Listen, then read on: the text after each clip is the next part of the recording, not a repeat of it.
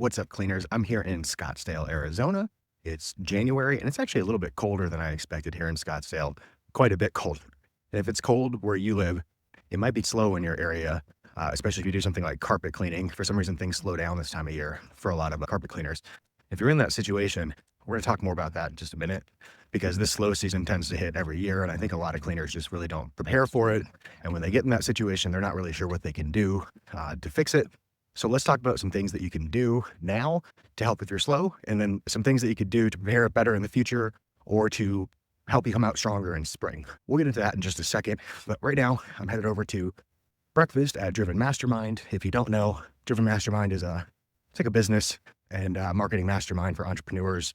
This is a group I joined 2 years ago and actually serve on faculty here as the local marketing faculty member, where I help all the other entrepreneurs in this group with their local marketing. The reason I bring that up is because I think that you guys should be in a group of carpet cleaners or other cleaning business owners who are really trying to push things to the next level.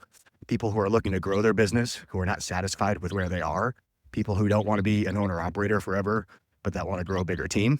If that sounds like you should definitely seek out a group of like-minded individuals that you can get together with every once in a while, the same way I do with the folks here at Driven, and it will push your business a lot further. So I'm gonna head into breakfast and we'll talk more about slow season in just a second.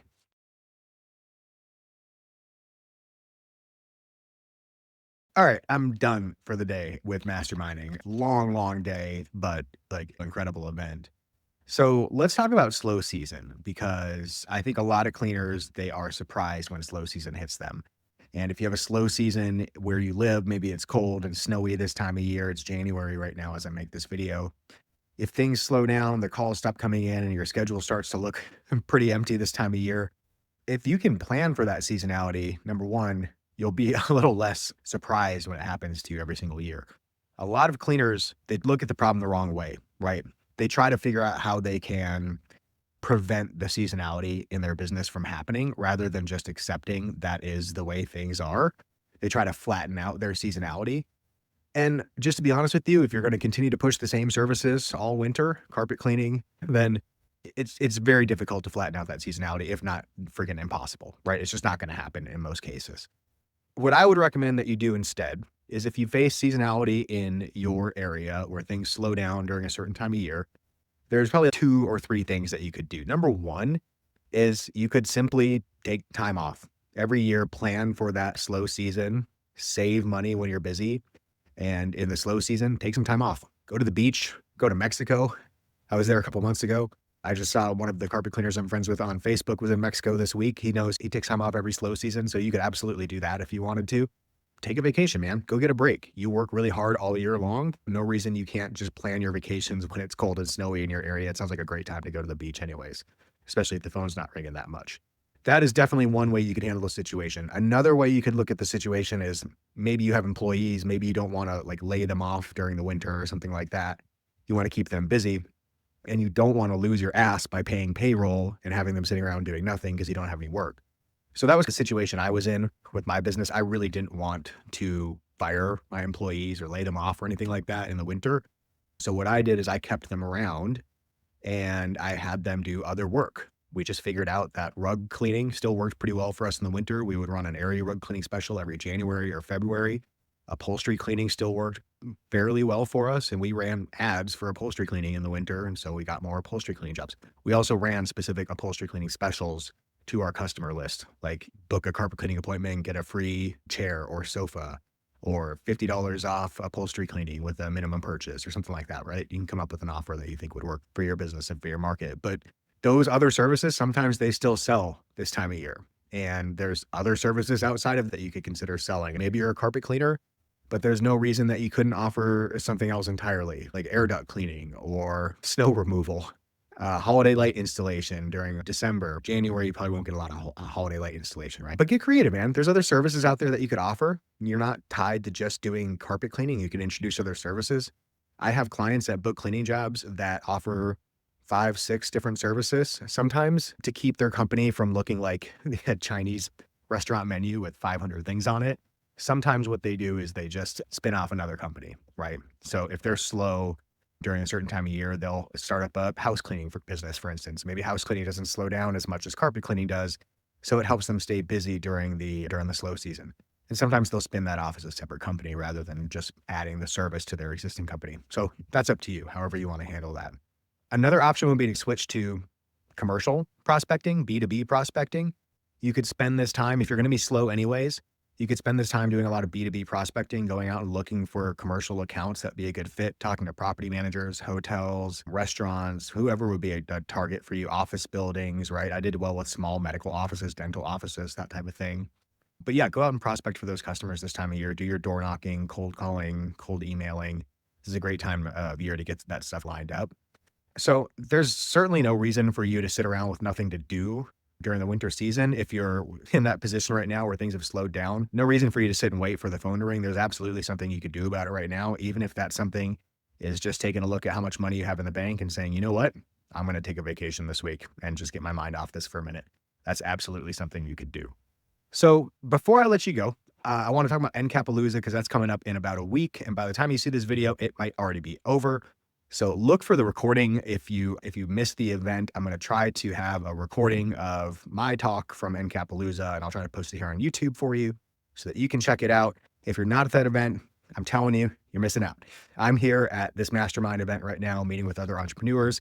This is some of the most valuable time that I spend every single quarter.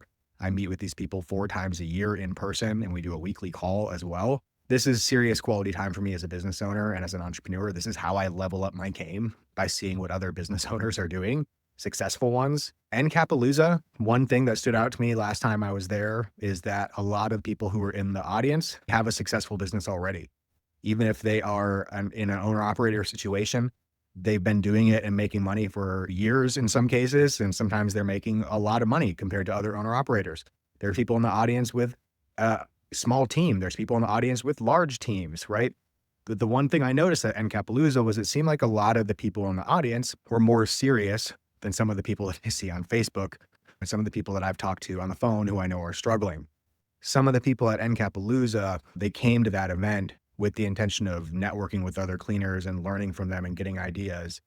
And it's just a different mindset than what you get on Facebook, right? In Facebook groups where people are often just like bragging or tearing each other down or trying to look smarter than the other guy or trying to look richer than the other guy.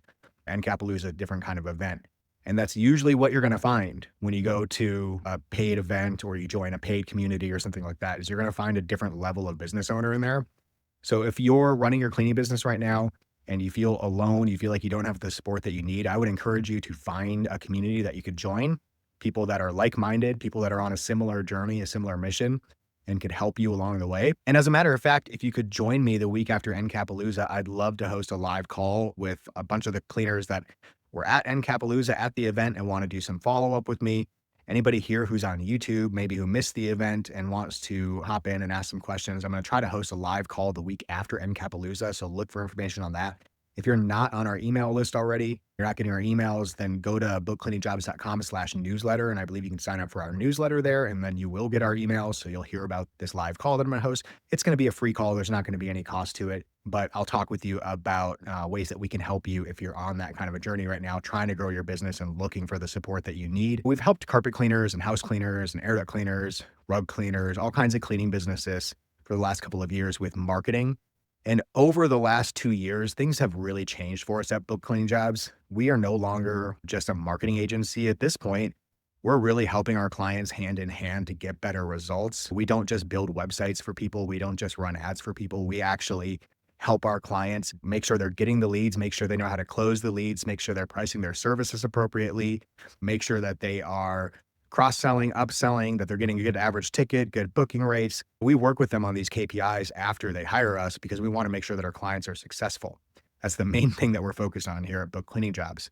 And I've done kind of a poor job of explaining that to people over the years. If you go look on our website right now, you'd probably get the idea that we just sell marketing and that's it. But that's not really what our growth plans are all about. If you hire us at Book Cleaning Jobs and we do your marketing for you, we're going to set up check-in calls with you in the first 90 days that are specifically focused on the results that you're getting. So we're going to get all your marketing and everything set up. Of course, all of that stuff's going to be included. But the main thing that we're concerned with is that you get results. And so after we get your website and your ads launched and all that, we're going to do some check-in calls with you to make sure that you have everything you need to succeed as the leads are starting to come in and as the phone's starting to ring.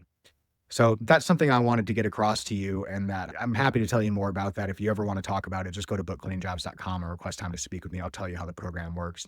But I did want to make sure that you guys understood my mission here is not to sell you marketing services. My mission at Book Cleaning Jobs and my whole team's mission is to help cleaners book more jobs. We deliver on that mission in a completely different way than most other marketing agencies do, because we're not really a marketing agency, right? We're helping cleaners transform their business in a 90-day period. And then if you like the results that you're getting, obviously you can stay with us longer than that. We've had clients for years at this point, but we are mostly looking for cleaners who want to make a serious change in their business in the next 90 days. And we want to help you through that process. So anyways, Encapalooza is coming up next week. I'll see some of you there. Everybody who's not going to be at Encapalooza, watch for an email about a live call the next week. I'm going to try to hop on a live call and have you guys join me. You can ask questions on that call, and I'll have something special for you to help you out this year if you're on the journey of trying to grow your cleaning business and level up your game. So hit subscribe if you want to grow your cleaning business this year. I'm Ruben with Book Cleaning Jobs. Let me know what questions you have in the comments, and I'll see you at Encapalooza next week. Talk to you later.